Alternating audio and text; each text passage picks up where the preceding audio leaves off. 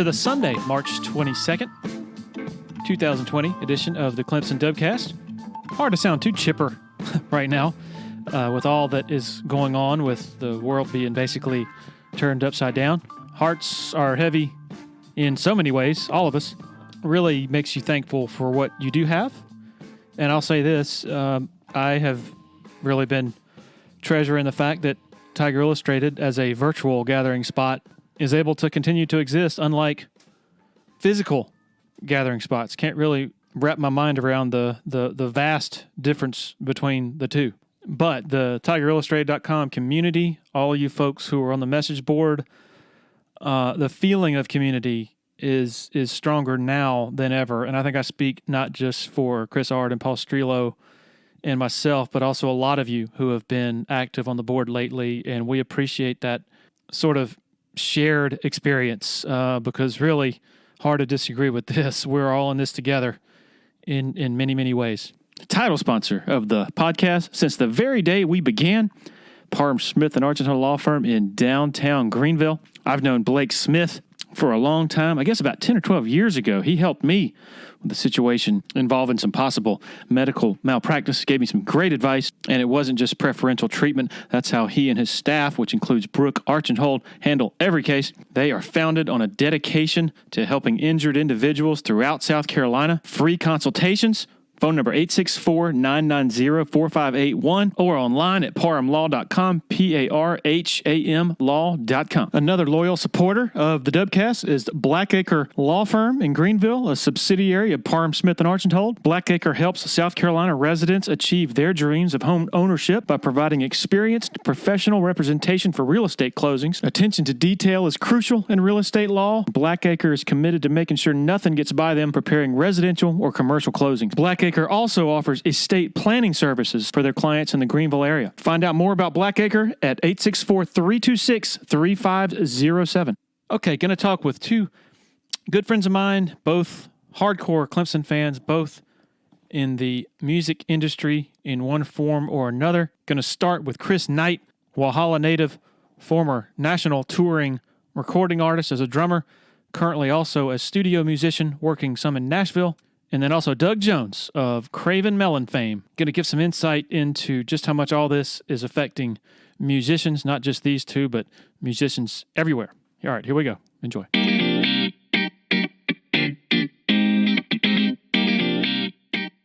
Okay, joined by Chris Knight, good friend of mine, former/current touring /studio musician. I don't know if I'm getting your title right, Chris. Feel free to correct me. Oh, sure. I mean, I guess these days it's more studio stuff than anything. I'm off the road. How did we meet, first of all? I think we met through direct messages either on Tiger Illustrated or Twitter, one or the other, maybe like, good gosh, 8-9 years ago? Has it been that long? Do you know? Yeah, I think so. Yeah, I think it was on Twitter. I followed you on Twitter, just seeing the content that you were throwing out. And obviously I became a subscriber of Tiger Illustrated. If you're not a member, go do it. Go do it now. This is exactly why I had you on to plug the site. I was not paid to say that, but no, great content. And then your tweets were just hilarious to me. You have this amazing way of saying so much with very little.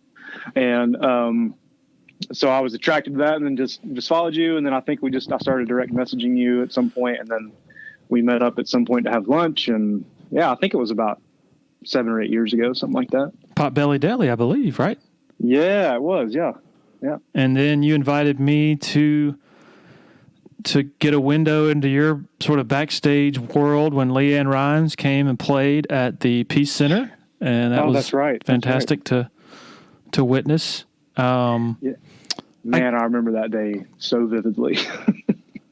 There was a little crazy backstory to that day. Well, it was cool, first of all, because getting to come and play a venue like that I went to as a kid, with an artist like Liann Rhymes, it was cool to be like in my backyard, But I remember that day, she lost like all of her luggage that came in on a flight. I mean, like everything, clothes, shoes, jewelry, everything. And she was freaking out all day. I just remember that very vividly from that day. It was kind of funny. She was pretty frazzled, but it's interesting because my recollection is, she did the little backstage meet and greet or whatever. And my wife and I were there.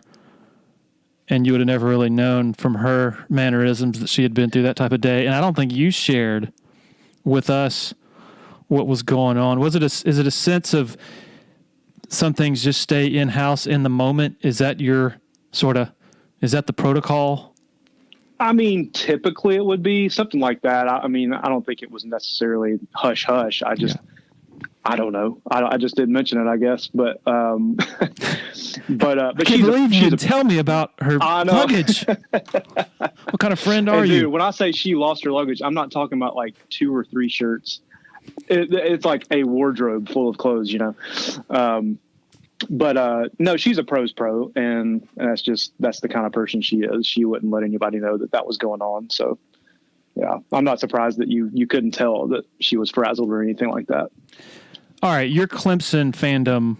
Give us the rundown on that, where it started. So I mean, I was born and raised in Walhalla, South Carolina, and so being 25 minutes away from campus, my dad was a huge fan. He grew up excuse me, but he was a huge fan of the Tigers, and it was one of those things, you hear it all around the upstate, is you don't have a choice but to be a Clemson fan. And it was just kind of that thing. Like, I was going to Death Valley as a kid in diapers and, sliding down the hill with cardboard and that sort of thing.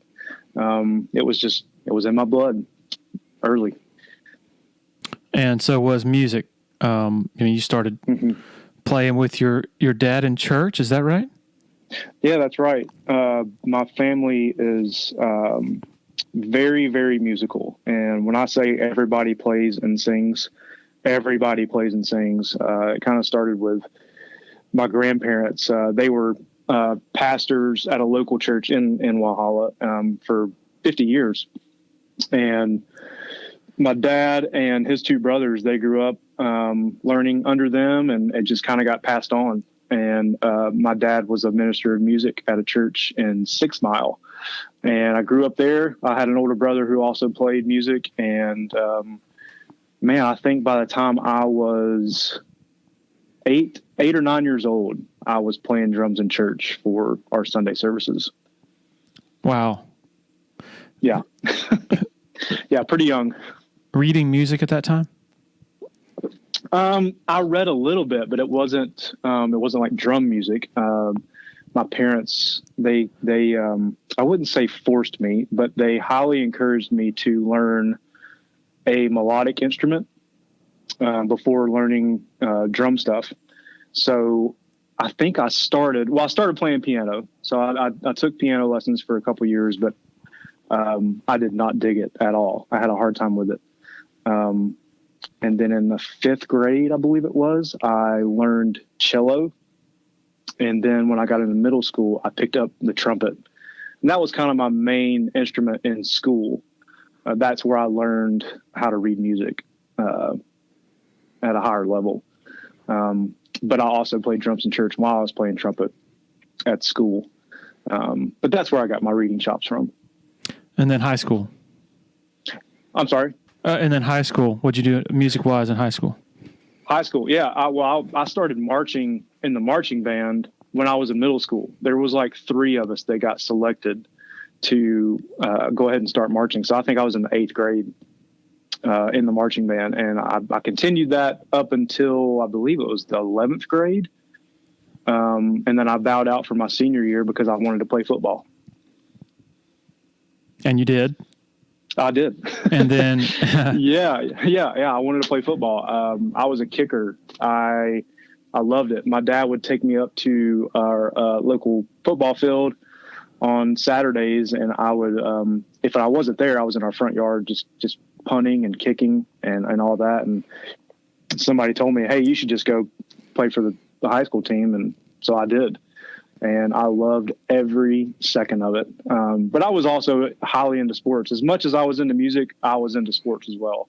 Basketball was my main sport, and then baseball, and then I ended up playing football my senior year. And you had some accolades athletically too, right?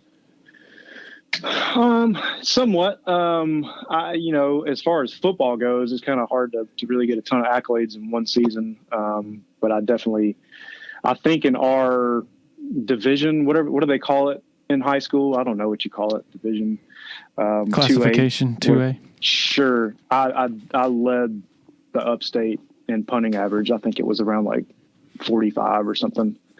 And that was what I enjoyed the most, but, not a ton of sports accolades. I had some awesome years in middle school basketball. I'll tell you what, man, awesome years. But, that football season went well enough that, I was interested in going to college to play. I actually went to Middle Tennessee State, in Murfreesboro, Tennessee, to play football and then do their recording engineering program. So I'd kind of have my foot in both worlds, music and sports. And I also almost tried to go to Clemson to walk on, because I think at that time, when Tommy Bowden was here, they weren't giving scholarships to kickers. I could be wrong, but I'm pretty sure that was the deal back then. So I thought about walking on at Clemson, but I ended up changing my mind on all those things, and I went to a private Christian school in Cleveland, Tennessee called Lee University to pursue music. And then the path from Lee University to professional musician. Yeah, that one's a wild one too. I think I was in my fourth semester at Lee, and nobody who's not in the Lee circle would know, but there's a ton of professional musicians that come out of Lee University, specifically that live in Nashville. But it's kind of a breeding ground for whatever reason for a lot of pro musicians. And so you kind of get connected in a sense, with the Nashville scene, because it's only 2.5 hours away from Cleveland.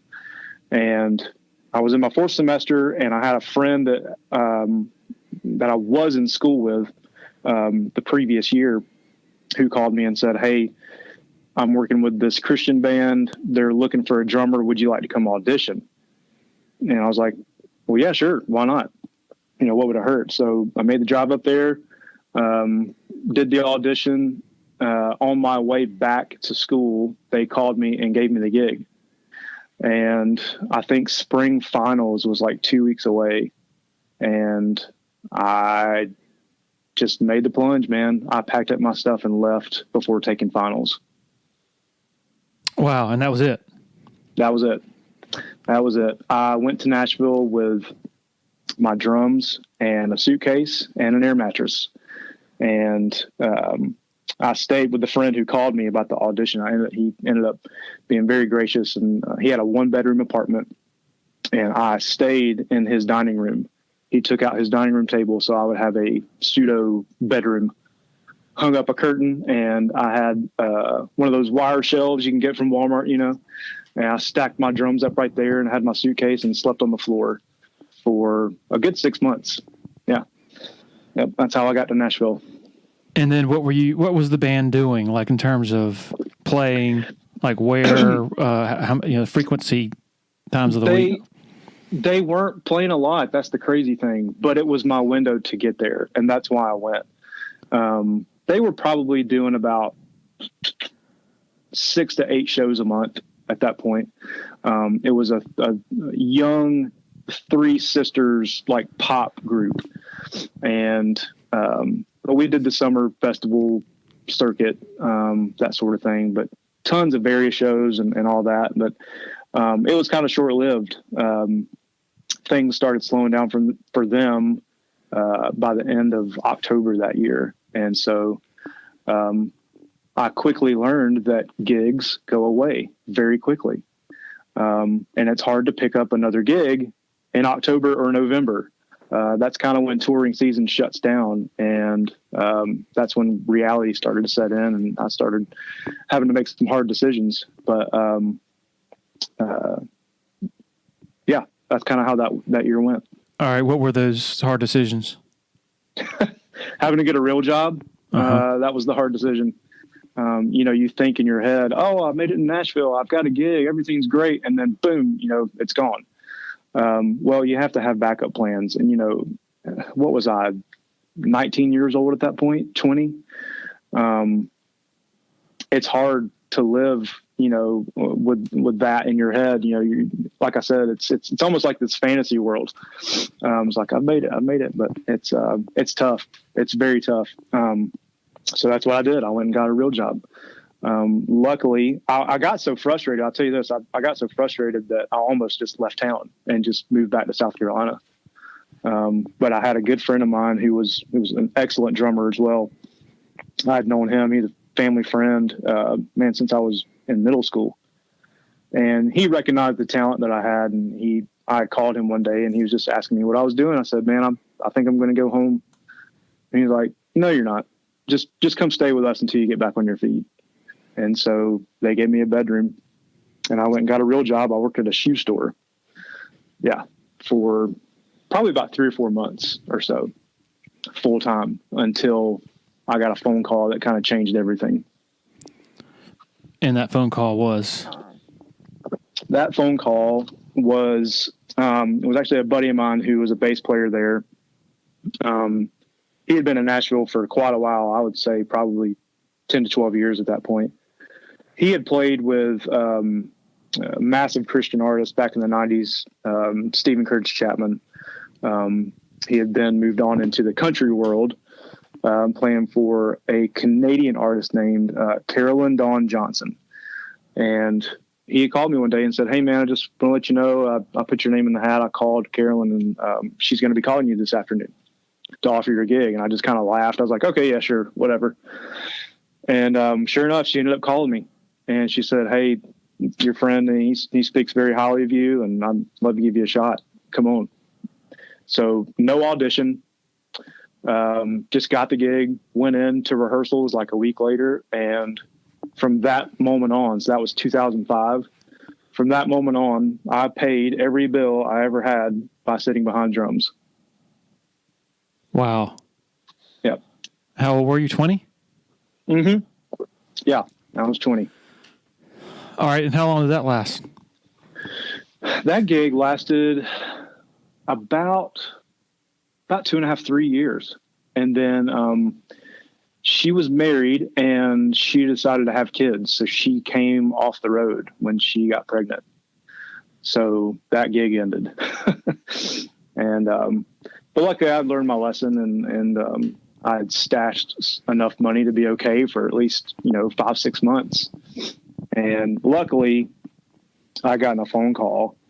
It was a few weeks after I came off the road, from another Christian band who was huge in the late 90s, early 2000s, who was really big in the worship movement called Sonic Flood.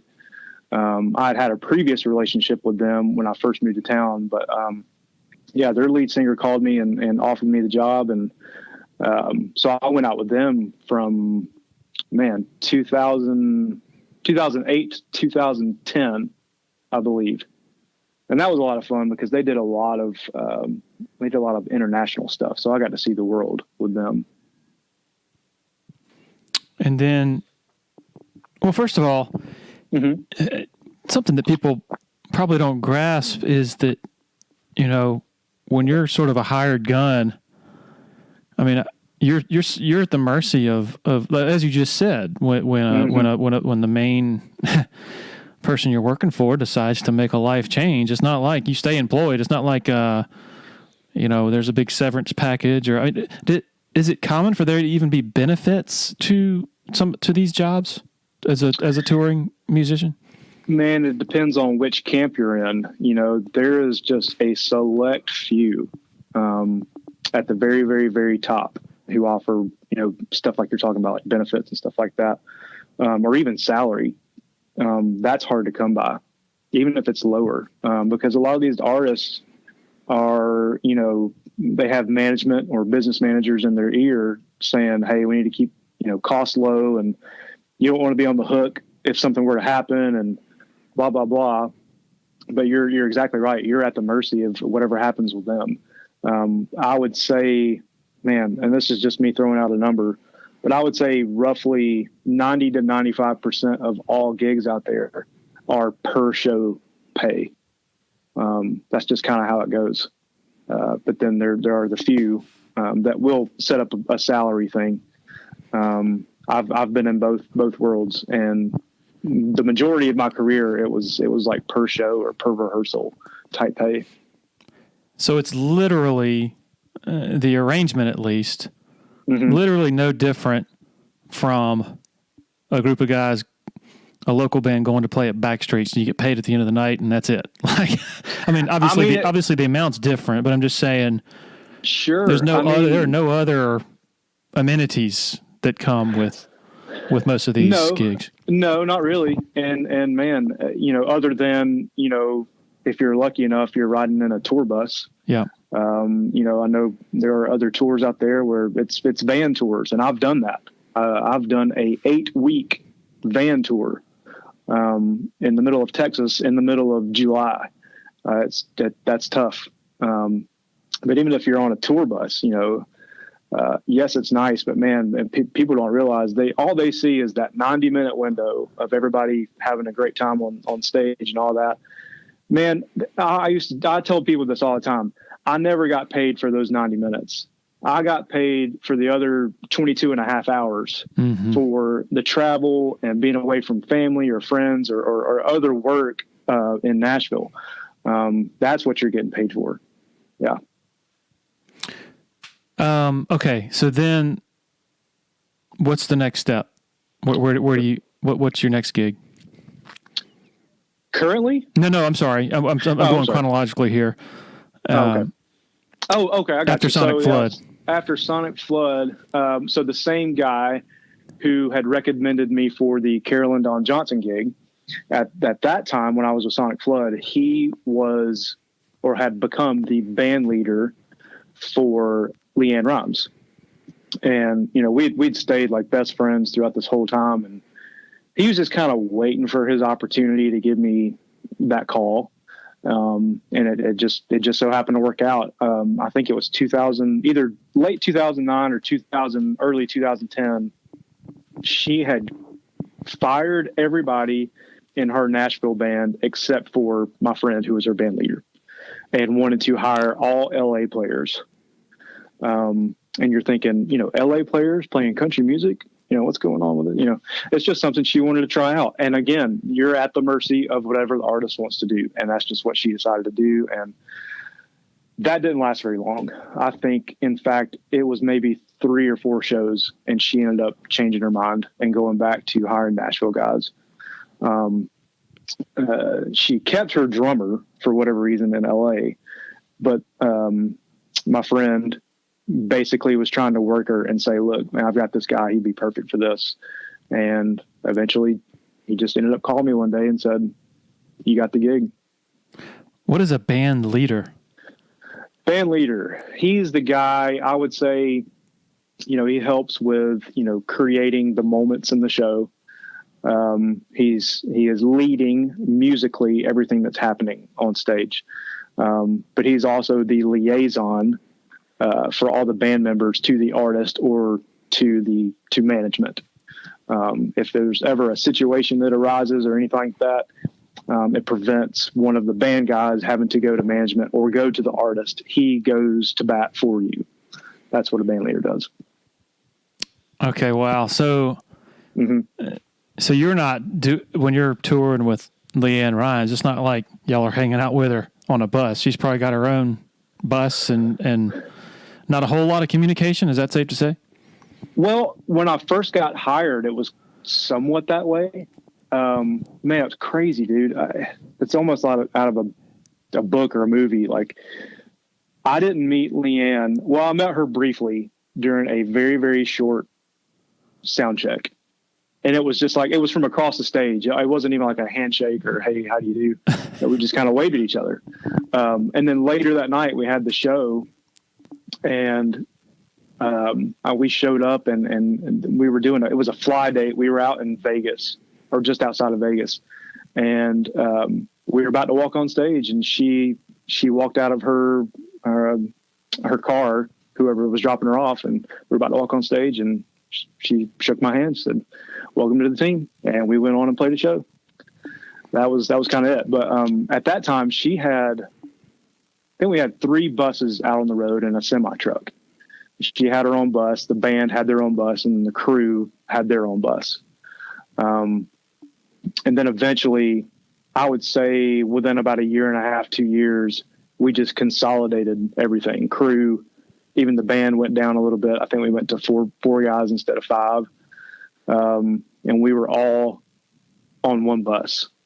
And so we were all close together, and there was a lot of communication, and we did hang out with her quite a bit. And honestly, we struck up a really good friendship. And we actually still stay in touch. So the consolidation, was that like a market driven thing? Or was the tour not doing as well as it had before? Like, what were the dynamics there? I think it was just to save money. Mm-hmm. Things were going fine. But again, you got people in your ear saying, "Hey, you should do this, you should do that. You could really be saving here. You can be saving there." And she was like, "Okay, let's try it. Let's do it." And then she ended up loving it. She actually liked the community that we had. It was very close knit. And yeah, and it was like that until everything ended. So yeah. Happy to have Founders Federal Credit Union on board as a sponsor with us. If you've been to a sporting event in Clemson, you've probably heard about Founders already. They are the official credit union partner of the Clemson Tigers. In addition to that, all Clemson faculty, staff, and students are eligible for membership, as well as IPTAY members. Matt Gross is a proud Clemson alum and the vice president for the Clemson market for Founders Federal Credit Union. Matt's office is located beside the Walmart Neighborhood Market on Old Greenville Highway in Clemson. For more information, go to foundersfcu.com. Big supporter of the Clemson Dubcast is Harris Flooring America. Based in Anderson, South Carolina, Harris Flooring has been instrumental in a lot of the facilities transformation you've seen on Clemson's campus lately. From the Allen Reeves Center to the McFadden Building to Memorial Stadium to the Neary Center. Family owned and operated since 1947. The owner, Scott Junkins, big Clemson guy. Harris Flooring is just as good inside the home and the residential realm as they are with the larger scale commercial stuff. Give them a call, 864-642-6183, or online at flooringamerica-anderson.com. Are there any nerves at all when you go on your first, having your first gigs with this major act? Like, and I guess a follow up to that would be, when you screw up, but are you so good that almost no one else notices when you screw up? I guess the nerves, that's a great question. The nerves are there, but not like so much that you're just, and maybe it's not even a nervousness. It's almost anxiousness. Like I'm ready to go. I'm not nervous about crowds. I'll say that. I never have been. But yeah, the first show, there's a little bit of nerves, but it's the good kind. Like you're ready to prove that you belong there. Now that said, it's always in the back of your mind. Yeah, I don't want to screw up so bad that everybody knows, that's always there. But that kind of eases out after a couple of shows. I was a little tense that first show. It was a pretty big deal, but what took my mind off that, like I said, we were outside of Vegas for that first show. And I want to say it was in May. Yeah, it was in May. And it was, I'm not kidding, Larry, at 9:15 when we walked on stage that night, sun is down, 9:15, it was 112 degrees outside. Oh, but it's a dry heat. It's a dry heat. No, man. And it's like, I had like 3 fans on me, and dude, it was that I had them turn them off because it's like you were standing in front of a hairdryer, it was awful. So like I was really having to concentrate because the heat was really getting to me. moving around all, like that in that kind of weather. That was tough. All right. So the end comes when and how with Liann Rhymes? It came at the end, let's say December of 2016. We had just finished up. We did a Christmas tour almost every year I was with her, which was almost 8 years. So from right after Thanksgiving until about December 21, 22, we were gone. We did a ton of Christmas shows, and that year we had finished up, and I got home, and I think it was two days later, got the phone call that she was letting almost everybody go. I think she kept like 3 guys, and they were mostly crew guys at that point. She just wanted to go in a different direction, and it wasn't like anybody had done anything and we were told that over the phone. She just wanted to go a different direction. And again, it goes back to, you're at the mercy of whatever the artist wants to do. And with that particular gig, there's no contract. It's just, it is what it is. I think the only thing I signed with her was a non-disclosure agreement. That was it. And that was that. And that was rough, man. I'm not going to lie. 'Cause I loved that gig. I loved the people out there. I really enjoyed working for her because, man, I'd worked with a ton of people up until that point. Lots of artists, even if it was just like little, one show, one-offs kind of thing. She was a pro's pro, and she made it easy and she made it fun. And I knew that, that ended with one phone call. And it also happened to be like the day before Christmas Eve. And that was even worse. Ooh, wow. but that's the business, man. It just, it's just rough.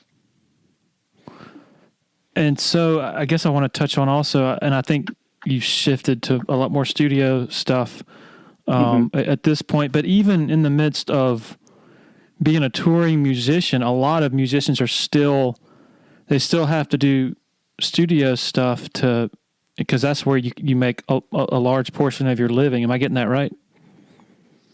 To a point, it just depends. I had always been doing studio stuff. But man, I could spend 3 hours on this studio topic, just the music industry as a whole. And I won't bore your listeners with that because there's just so many details and so many rabbit holes you could go down with this. But the music industry on the recording side of things just changed dramatically.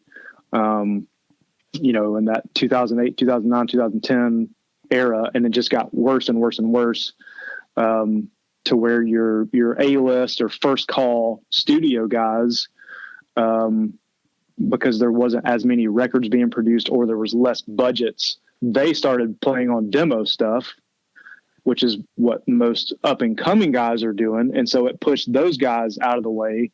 And it got really tough in the studio world as well. So that's where you saw a lot of guys who weren't on the road went on the road. One great example was Chris McHugh. He's one of my favorite drummers in Nashville. He was the band leader and drummer for Keith Urban. Mm-hmm. And I can't remember I don't think he was on the road until Keith came around. But he kind of saw the writing on the wall with the studio thing. And you got to think, this guy was playing on tons of records. But he took this gig because he knew that was going to be, his main bread and butter. And then he could do studio stuff on the side as well when he was at home. Yeah. So in layman's terms, everything shifted to the point where musicians aren't making nearly as much money off of CDs and albums. And then exactly, it's natural to go on the road and you make more of your money just from touring more often, right? Exactly. Yeah, you nailed it. The whole streaming thing, Spotify and all that, iTunes, when iTunes released the whole, you can buy just a single song. And then when streaming started happening, that's where, obviously people aren't selling as many records. So if people aren't buying records at $15 or $20 pop, the recording industry changed on a dime. Like when that happened, just where, X artist used to spend $400,000 on a record was now spending $75,000 on a record. So, the guys weren't getting as much money. And even in residual payments, like if the song's played on the radio or whatever, even that went down as well. More promising times now, though, at present, given at Spotify. I mean, it seems like everybody has that now. I mean, and that trickles down more to artists than it had been post, I guess, 2009, around there. I mean, it's more accessible because anybody can put out music and throw it up on Spotify, but no, the payment system for that is just terrible. Okay. And you're talking about artists who are making pennies on the dollar, for their songs being streamed on Spotify. So no, the trickle down process does not work well for drummers and bass players and guitar players. And no, it's not good. All right. So then you land with Montgomery Gentry. How long did it take before you got that gig?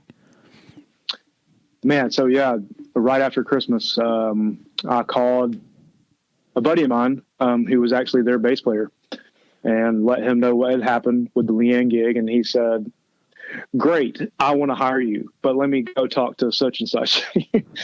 And he just kind of got the ball rolling.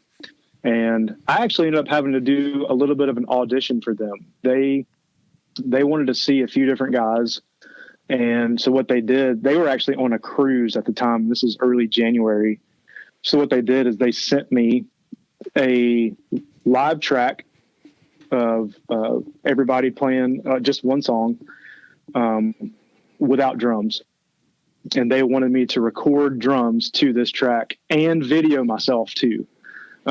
Luckily, my next door neighbor, who was one of my best friends, he had a great studio set up.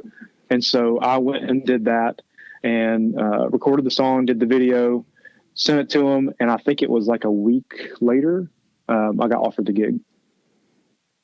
Okay. And then how, and I'm sorry, I'm ignorant on this. Well, I was going to ask how long it lasted, but then there was the tragedy with one of the members, right. Yeah. passing away. Yeah. So I was hired that January, and then, man, it was a blast. I loved that gig. The music was so fun. And honestly, I never saw myself playing with a Montgomery Gentry type. I just, I wasn't a huge listener of their music or anything like that. But once I got out there, like, I settled in really well with their music and I fell in love with it. And they were awesome guys, like, just very genuine. They made the road experience a lot of fun. And, we toured all that year up until September the 8th. We were just outside of New Jersey, and we were playing a show at like a local airport. And we had set up, we went into this building for lunch. One of the local pilots there, he was offering helicopter rides. Oh, that's right. Yeah, he was offering helicopter rides, and Troy Gentry, he's the risk taker, man. Like, he is always the adventurer, and I'm going to go do this. And he was the first one in line. And long story short, there was some mechanical failure with the helicopter, and it went down, and him and the pilot both lost their lives. And we were there for it.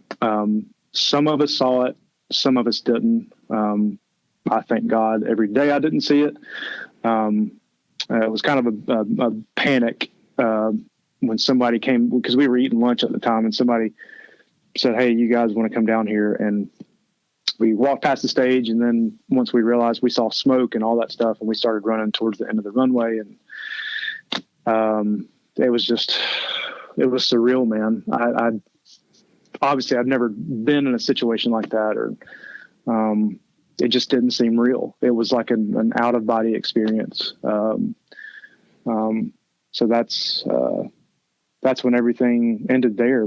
They just, obviously everything canceled for the rest of the year. Because it was such a tragic thing. I mean, how do you bounce back from that? The next week you don't. But yeah, that's when everything got shut down. So they did not. And I apologize. I'm not clear on the details here. So that they're no longer. I mean, that was it. Well, what happened? No, what happened was, I think it was around December. Eddie Montgomery of Montgomery Gentry, he decided he wanted to go back out, but he wanted to go back out as Montgomery Gentry. And there was a lot of rumors going around and circulating, are we going to get a replacement for Troy? And eventually what happened was Eddie made the call that he didn't want Troy to be replaced because you can't do that. So what he wanted to do was just have the band guys kind of step up vocally, and they would pass around Troy's vocal parts. And so we actually went back out on the road. I think it was that following February. We had our first show back without Troy. Yeah. And then how long did that last? That lasted for me up until September of that year.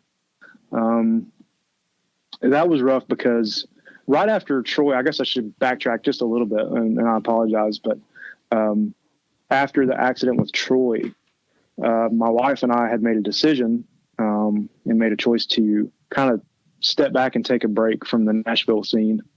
It was kind of back-to-back blows because remember what happened with Liann the year before, and then Troy passing away so soon after, me coming along, and emotionally it took a toll on me, and mentally took a toll on me. And we kind of decided to get away, and we moved to South Carolina. Both of our families are here, and we have really good community here. And so we came back here. So I was making the commute to Nashville, which when Eddie decided to go back on the road, if we were busting out on Thursday night, I was getting in my truck, Thursday morning and driving up to Nashville and then going and getting on a bus. And that was pretty tough. I'm not going to lie. That was pretty tough. When you're doing that every week, it got old, being away from family like that.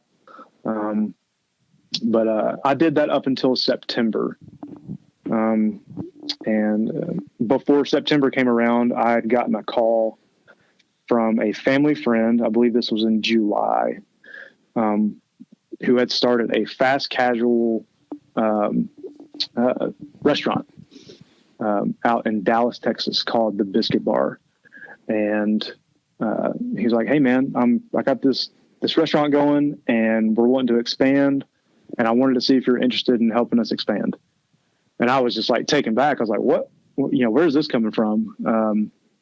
But I went out there, he flew me out there to go check it out and just see what it was like. And man, we just kind of took a leap of faith and went out there.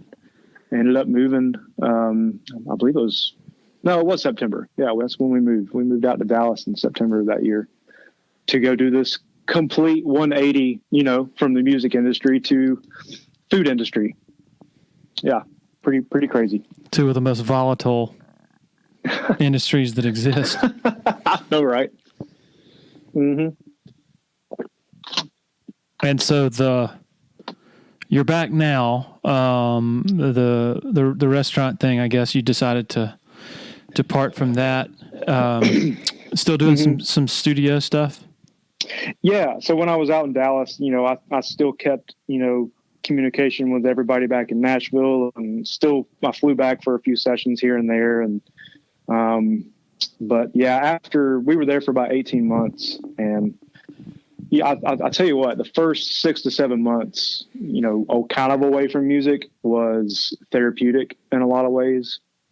But after that, man, I started itching, and, we stuck it out for a little while longer, but we kind of felt a tugging to come back home, and home is South Carolina.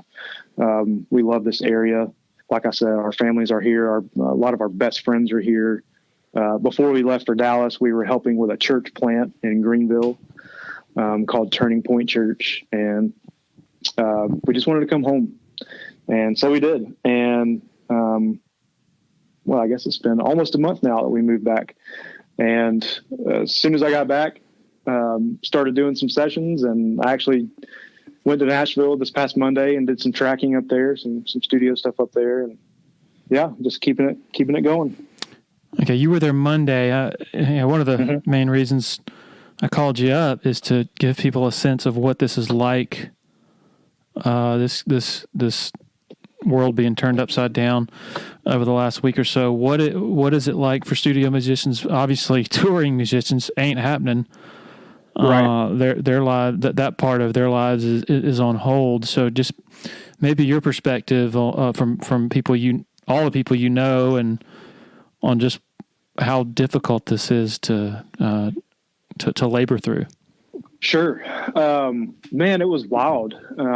I actually got up to Nashville on Saturday. So this was last Saturday, to kind of go through some of my gear and just make sure everything was cool. And even then they were kind of talking about not having the session on Monday.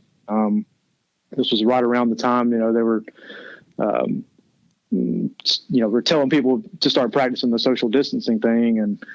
And luckily we were able to do it. And we felt like we were safe by doing it. There was only, 7 of us total, there Monday, but in, being there that day and talking to the guys who live in that community, 2 of the guys, they had their entire weeks. They had 3 or 4 more sessions that week, and they said everything got canceled. And so what do you do? Now the recording thing is one deal. For the most part, that stuff will just get postponed.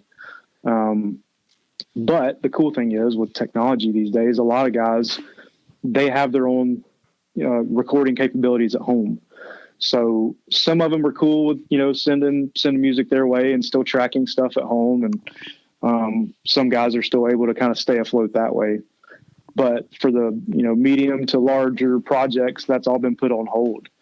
So it's a tough time to navigate things financially for those guys. And like you said, the touring guys, that's where it's really taking an effect. Obviously all that stuff is shut down. And just depending on what camp you're in, you may still be getting a paycheck every 2 weeks. But like I said, 95% of them won't see a dime. And I've got friends on both sides of that. But the majority of my friends who still tour, they're not seeing a dime. And it's just eerie, man. It's just, how do you do this? And how do you know when things are going to start up again? That's the other thing. All these tours are getting canceled. How do you really technically postpone a big tour? Does everything get shifted back? There's just a lot of moving parts with that kind of thing. And my heart goes out to the guys that are on the road who don't know what their future looks like at all. And there's a whole ecosystem, of course, around music performance. I mean, like the 420 Fest, for example, getting canceled. I mean, you just can't imagine the vendors and right, the assortment of other people who were dependent on that to get by. And it's not like they're, under any kind of contracts or anything like that beyond the actually performing the work. Yeah. Yeah. So what, not to dig too deep into this, but so what's the mood? I guess it's hard to, that's a tough question because nobody, no matter what profession you're in, if you're a human to begin with, it's hard to know what to think right now. Yeah. Yeah. I mean, I guess the word that keeps coming back to me is just uncertainty. It's just people are just not very calm about, what to expect. That would be my description. I mean, I don't know what else to say. Yeah. Cause honestly, I don't know what's going to happen for me with the recording thing. Now I'm blessed enough to be able to go record drums for somebody if they send me some music to play on, but if like you said, the ecosystem, everything affects something else. And so they may not have the funds to, be able to pay me to go play on their project. They may have to wait. So it's affecting me, it's just a weird time. Not really sure how to end this, Chris. Hopefully we can think of something Hopefully positive. Not on that note. I guess you and I started our conversation before started recording.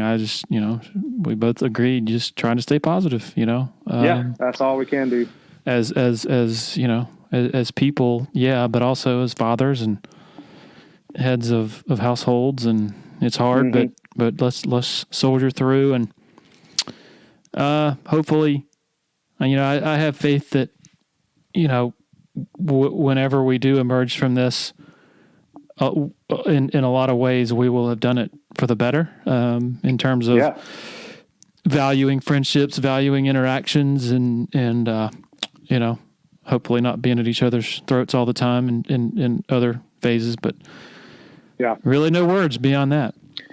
No doubt, man. I mean, you said it good. Just having a true appreciation for the quote normalcy of life, in every aspect, with family, friends, fellowship, jobs, everything that encompasses that. I hope we come out on the other side, better than we were when we came into it. Well, Chris, all the best to you. And, thank you so much for joining us on very short notice on a Sunday afternoon, and let's get together soon. Absolutely. Sounds good. If you're in the Eastern Midlands and PD area and you're in any way interested in buying and selling a home, commercial property, land, need to consider reaching out to Uptown Realty. They're based out of Sumter and run by a friend of mine, Patrick Enzer, big Clemson guy, used to cover the Tigers in a newspaper capacity, longtime supporter of Tiger Illustrated, longtime listener to the Dubcast. The home buying process should be an enjoyable experience, so let Patrick and his staff do all the heavy lifting. All you got to do is pick up the phone and call 803-774-0435 or go to uptownrealtysc.com.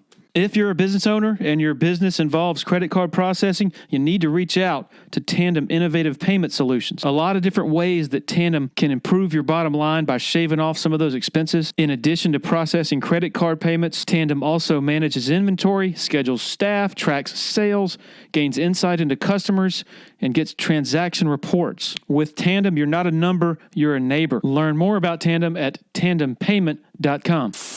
Okay, joined by my good friend, Doug Jones. We've been talking about this for a long time. You come in onto the podcast, so great to finally have you on. Well, it's great to be here, Larry, and wish it were under better circumstances. No sports is kind of hard this time of year. Yeah, I think it was just a little over a week ago that you and I think Charles Hedgepath played with you maybe. We're at the gathering in Greenville with the TigerIllustrated.com subscribers, so appreciate you joining that fun while it lasted. Yeah, thank you. Great guys for having me, and Charles. And of course, I this is a much more important situation than sports, but it's still, just frustrating at least. Yeah. So I want to provide people with some insight into how this is affecting, musicians, both the national and local. Another friend of mine is a big Clemson fan, Chris Knight, who's been a touring musician nationally and as a studio musician in Nashville. We got that perspective, and now I want to have a bit more of a close to home perspective. And first of all, I think most people know you're a big Clemson guy. You've sang the national anthem a number of times at basketball games, and so I guess your fandom goes back a long way. Yeah, well, I was class of '89. My sister was right before me in '88, and my younger sister was in the mid-'90s, I guess, in there. But yeah, I have to say too, I've always enjoyed singing the national anthem. I think I talked to Mike Money, and I was going to try to get in there since I wasn't able to make it to the season to do the NIT, which, obviously that has changed. But, I mean, I do have a 2-1 record against Krzyzewski, and not many people can say that they haven't seen it. Oh, that's great. So, all right, the Cravin Melon endeavor, obviously, I mean, the story is y'all were around decades ago and have since been back in action. Can you just explain the origins and also the more current sort of status of your band?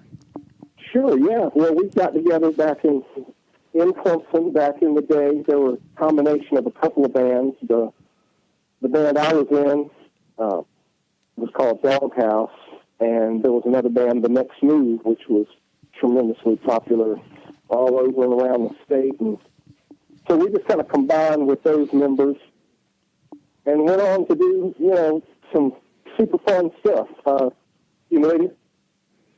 They never really knew what to do with us because they always told us back then in the early mid-'90s that we were too country for pop and too pop for country. And, that now it seems like that's a little more accepted these days. But, I just try to always tell people, we're writing pop songs. It's just that we're from South Carolina, so we sound country. Yeah. And so, anyway, I'm sorry, go ahead. And so these days we've been getting back together. We kind of, I guess 2001 was when we stopped playing officially. We got back together in 2008 and did some shows, and then we took another break and got back together lately and have been doing a few more shows. And that's really just with me and Jimbo Chapman and our longtime keyboard player since the 90s, Chad Barker. And we have a different drummer now and a different bass player now. But, we're still having fun and just going out and playing where we can, when we can. But there's a lot of business to music that kind of makes it a little more difficult to do it on that level when you're just trying to dabble in it. So we play when we can, and obviously we were going to be playing before the spring game on Lot 2 for some buddies of mine. They do a little concert out there every year, and that's not going to be happening now, but we'll probably try to reschedule something in the future. And of course, we always just play solo and duos and little bands. You and I have even played a few sets together, which I love. Yeah, Simple Syrup. You got you got several, I guess, entities that you dabble in, I guess, in Greenville and beyond. So back during your Cravin Melon's heyday, so can you maybe paint the picture of, like, when you played in Clemson, you'd play at TDs, I guess, mainly? Well, when we first started out, we were TDs, yes. And that was kind of one of the only venues in town that had enough space to unless you went downtown and played at Edgar's or down to the Student Union and played there, or you played, had that ability. And we were more just we'd get out and play fraternity sorority parties. That was kind of huge, especially up in North Carolina for us in the early days, because the North Carolina college scene, they just wanted local, regional, original music. And of course, we didn't just do that, but we did mostly that. We'd add the cover songs, but we probably still play a lot of them to this day because we just pick songs we like and do them in our way. And I guess in the early days, too, we did a little bit more of a contemporary stuff, too. We just played songs we all knew. And so y'all would, when you played in Clemson, you would pack the joints, right? Well, yeah, there was always crowds. Now, granted, in 1994 and 5, when we were playing, there wasn't as much to do. So pretty much everybody would go to the same places. And as far as I know, they would rarely, if at all, maybe later on in the late 90s, they would start taking up a cover charge. But usually it was just come on in and have a good time. And then I guess for a while there, the lines would get really long for certain bands, and they would, take up money. And of course, that was just the beginnings of the music scene, really, in the South, and kind of live music. Now, there were other bands that were already out there playing in specific venues that were designed for music, but the thing that we did was we were a little bit more like the students than like a band, if that makes sense. Uh-huh. We just were a bunch of guys who got together and could play music and sing and luckily write some songs that people still like to this day. But, we just kind of had a crowd before we had a band. And that was the beauty of it and the simplicity of it back then. And it's harder to get our friends these days. Their kids are probably the same age as they were when they came out to see us now. Yeah. Is the market for local live music, is how diminished is it compared to late 90s, even early 2000s? I guess there's a lot of, more interest in maybe rap music, things like that. Nothing against rap music, but no. You're just talking about what the top 40 is. Sure. And those are the songs and the bands that are getting in a lot of the airplay, the things like that. We were very lucky to get a chance and the ability to do what we did on a national level for a while. And I guess still people can get our songs online from wherever they are. But over the last, even then, we focused a lot in the Southeast, and lately I've probably focused more in the Southeast and more in a local level. So there's just many different levels of music that exist. And if you're trying to get out there and be an original live touring band, that's a little different than it was back in the day. I don't see that happen quite as much. But there are bands that are able now to get together and make a cool little YouTube video and get a lot more exposure in a smaller amount of time than we would have been able to just doing grassroots and mailing out a little postcards with all our dates for the month you could put up on the refrigerator, So it's times have just changed, and the availability is there to get out more. But I just enjoy playing music live and singing and harmonizing, and whether that be my songs or me sitting in with some of my friends, it's just something I'll never do, never not do. And so tell us all the different, okay, so how often, like let's say the last 3 months, how often has Cravin Melon played and where? Well, we got that together, I guess, last year, and we played a sporadic amount of dates over the last year, and then we were kind of set this year we were going to be doing a whole bunch of festival-type gigs, which now, you don't know if that's going to happen. Of course, that doesn't mean that we're not going to do it anymore. We're just going to have to be like everyone else and just ride this out and see what opens back up when this all comes through. You just never know. Bars might reopen, but not have live music until they get their feet back under them. And, now I will say this, a lot of my friends who are a little more technically savvy than I am, they're doing some live podcasts like we're doing right now. And I guess, somehow people are able to watch that, and maybe there's something set up to where they can reap some benefits from that. But I'm just going to have to wait, because I'm talking to you on a slide phone right now, and the computer is not my best friend.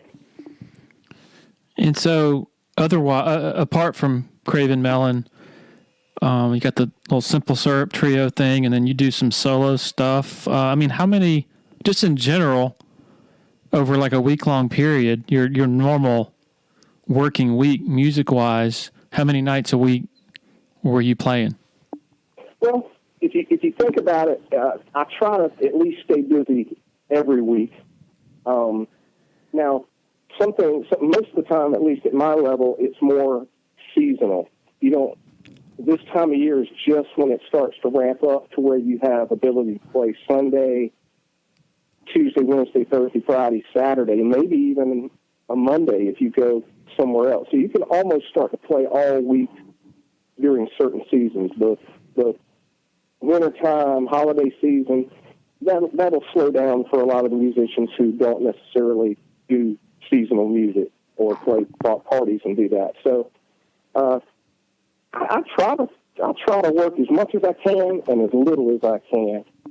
And the truth of it is, though, is I play a lot, but I just don't get paid for it. I go out and sit in with my friends because I'm not working and they are, and I just enjoy going out and participating in the scene.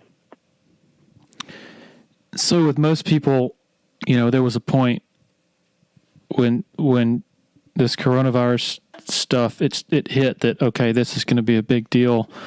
I'm wondering when the point came where you realized it wasn't only going to be a big deal for just our society, but it was going to lead to you not being able to play music.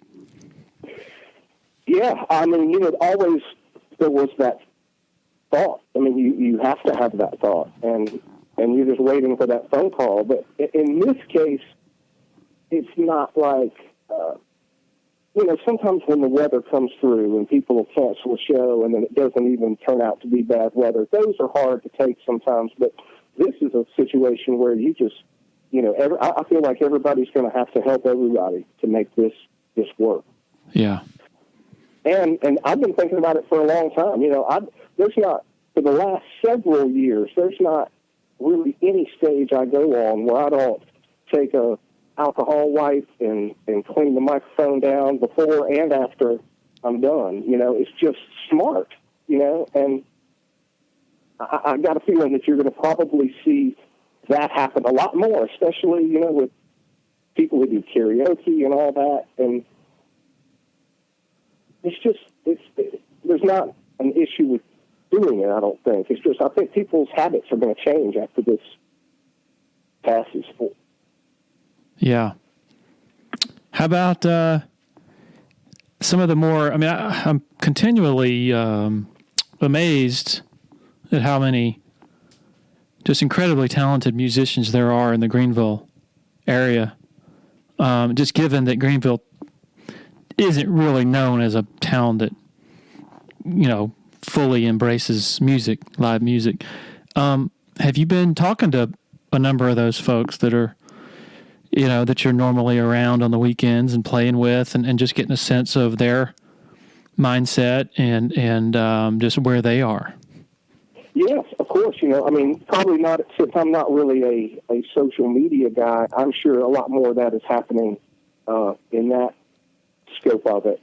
But just me personally, I've reached out to several of the local musicians that I know who that's what they rely on. And not only them, but the establishments where they play and the people who work behind the bar and out in front of the bar and all that. Everybody's being affected by this. So, some people have found other ways. Like I said, they're able to do the podcast. They're able to do, I even heard that some people were maybe delivering grub, just doing anything they can to just kind of make ends meet. And I feel like we're really on the very start of that, because more than likely, this is not just going to be the 2 weeks and then everything's going to reopen. I'm speculating, of course, but I just don't see how in 2 weeks everything's going to go back to normal. I think there'll be at least a phase in, if there's still not another 2 weeks beyond that they put on. So we'll just have to find all that out. I'm very lucky that I have a wonderful, loving family who understands what I do, but I'm very lucky in that aspect. So, I'll try to figure out a way to pass on myself to help anyone I can. Is there any way that folks listening who are fans of yours, who are fans of Cravin Melon, can maybe support y'all in any way? Well, I don't know that yet, and I don't necessarily have that way and mean, but that'll all get figured out. And all I would say is that everyone just to please understand that there are a lot of people that are going to be affected by this, especially in the entertainment, food, and beverage industry, which I pretty much have lived in my whole life, adult life at least. So I don't have that information, so I can't give that out. I just don't know it. But I'm sure there are ways to help out. I've certainly received calls from many of my friends who just say, hey, thinking about you, we'll let you, let us know if we can help. And luckily that time hasn't come for me, but we'll find out, Well, this sounds really premature. I mean, we're, like you said, we're in for seems like we're in for a lengthy battle here, but I can picture a day, the optimist in me, when all this is past and your tip jars and the tip jars of other musicians and bartenders and waitresses and other staffs, the community and other communities, everywhere rallies to support and to, to try to help these folks, you folks, make up for it. Yeah. Well, the whole, it's not just the food and bev and entertainment industry, but those are places where people gather together in pretty close proximity, and so it'll just be time before, and sports, of course, included in that, so everybody's going to have to figure out a new way and then get comfortable with it. And trust me, I'm old enough to remember my grandparents and my parents talking about events in the past where people, and those might have been even a little worse situations, maybe not as widespread, but just more harsh diseases. So it'll all come together. Everybody just has to give it time. I mean, that's the sad thing, and to stay apart. Yeah. Yeah. Well said. Go ahead. I certainly have been looking forward to talking to you, Larry, and I wish we were talking more about sports and all of our, the defense on our football team, which I can't wait to watch, and our basketball team, which granted, they have been a little frustrating, but I enjoy watching that team at the end of the year. I just really did, and saw a lot of potential. And of course, the softball team and the baseball team's doing so good. So, it's sad for sure, but the big picture is much more important than that in the long, long run. Well, we're going to set a placeholder for you and I to get back together once this is over, and we'll talk about everything other than this, than what we've been talking about, hopefully. So, best to you and your family and your loved ones, and thanks for joining us and the positivity. I think we really need that as a community and as a planet, to be honest. We do, Larry, and thank you very much for wanting me to be there with you, and go Tigers, and we'll all get through this on the other side. Thank you, Doug. Thank you, Larry. All right, thanks to Doug Jones and Chris Knight for joining us. I also want to say, a lot of uncertainty with a lot of the local businesses. There's a lot of takeout, drive-through type opportunities, and that's wonderful. Another, the Abernathy Boutique Hotel. We advertise them as a place to go and have a drink and all that, and obviously that's out the window for the time being. So please consider those types of folks as well. And just try to be good neighbors and show people that there's another way, that there's something up here in these hills. Okay, everybody, take care, be safe, and we will be back soon. Cheers.